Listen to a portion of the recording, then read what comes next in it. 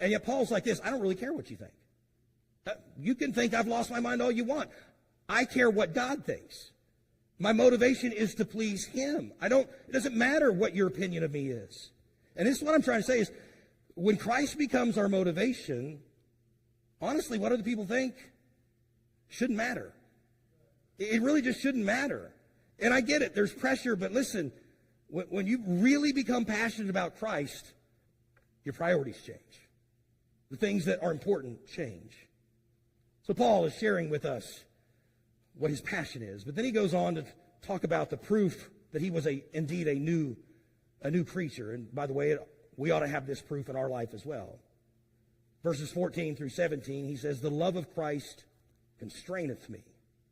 The word constrain or constraineth means to hold together or to compel or to be preoccupied with something. In other words, as a child of God, once we become a child of God, we have new core values, is the best way I can put this.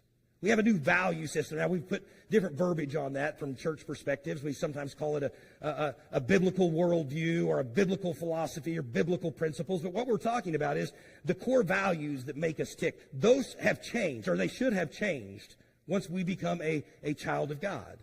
In other words, one author said it this way. Once we become a child of God, we have an internalized, compelling force that controls us. By the way, it's supernatural. That's why the world thinks we're weird. And that compelling force is this. It is the love of Jesus Christ. That's what Paul is saying. The love of Jesus Christ is what I'm preoccupied with. This is what my motivation is. This is what compels me to do what I do.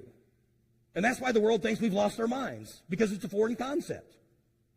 By the way, honestly, the world ought to think you're just a little strange.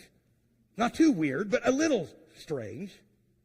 That's because it's so foreign. They don't understand why we would give our lives to something like this. Because when the world makes its decisions, it's based on a different set of priorities. Typically, it's something like this. Does this thing bring me personal pleasure? Does this thing give me status or credibility amongst my peers? Does it gain me friendships? In other words, it's all selfishly motivated for the most part. But for you and I, it shouldn't be that. It should be the love of Christ.